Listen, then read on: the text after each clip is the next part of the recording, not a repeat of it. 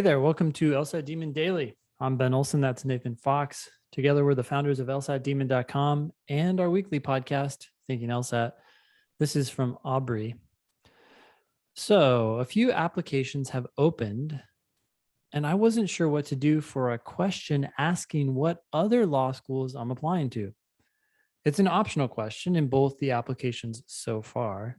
I'm applying to 20 schools and I'm not really sure how they'd feel about that. Also, I think Nathan mentioned a waiver for the $45 LSAC fee, and I was just wondering if that's part of the LSAC fee waiver or if that's something we can ask for from the schools. Okay, two separate questions. First one, what do you think you do about this optional question that's asking you what other schools you apply to? I just wouldn't respond. It's optional. I agree, 100%. It's an optional question. I don't see any reason why you have to answer that. Like, what are they fishing for? If you stupidly say, I'm only applying to your school, then, you're shooting yourself in the foot negotiations wise. If you say I'm applying to 20 schools, I think you also could be shooting yourself in the foot, because then, if they were ever going to deny somebody for yield protection, that's the person that they would deny. Yep, exactly. Right? They're like, shit, Aubrey's going to have too many other offers. That to me seems like the only possible purpose of that question is to give them information that they can use in their negotiation with you, which is not good for you. Yeah. It's like, hey, do you want to show me your cards? I think you can just not. Yep. Okay. This other question, do you want to explain how the $45 LSAC fee relates to the LSAC fee waiver? Yeah, I'll be honest though, I'm not totally sure. I feel like when you get the LSAC, okay, so first of all, the $45 LSAC fee is the fee that they charge you every time you apply to a law school. Basically for sending an email with your documents in it, because you've already paid for the credential assembly service, which costs $200. And then you also have to pay $45 per school, which is outrageous. It's so ridiculous to like release the electronic file to each of the schools. So if you apply to 10 schools, that's $450 in LSAC fees. Yep. So Aubrey's looking at $900 in these fees.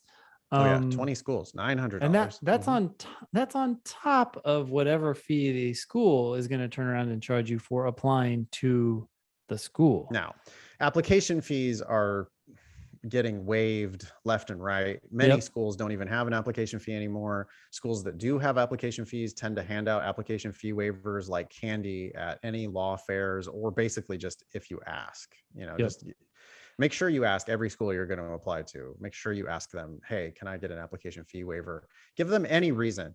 Just say, oh, my LSAT is 170, or say, I did Teach for America. Or say, I'm on a budget and I'm really worried about the application fees. Could you waive that for me? Just ask, and you probably will receive application fee waivers from most schools. Now, the $45 fee. Yeah. Can you get that waived? Well, let's talk about the LSAC fee waiver. So Law School Admission Council has their own fee waiver program. It's means based. So you do have to show like bank accounts and stuff like that. But if you get if you get the LSAC fee waiver, you get 2 free chances at the LSAT. You get the Prep Plus for free. You get the Credential Assembly Service for free.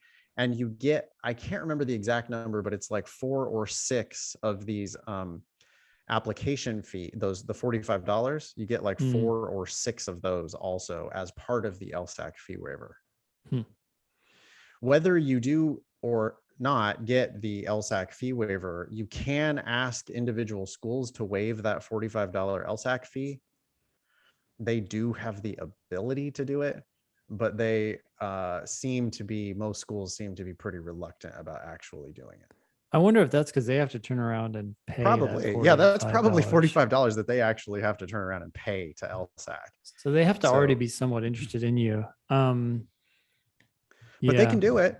I mean, if you were a really good applicant and if it looked like, you weren't going to apply unless they waived that fee, if I was in their shoes, I would waive that fee sometimes.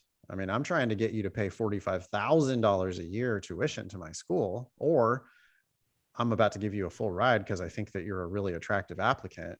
In either case, what's a $45 is $45 nothing. application fee? Yeah.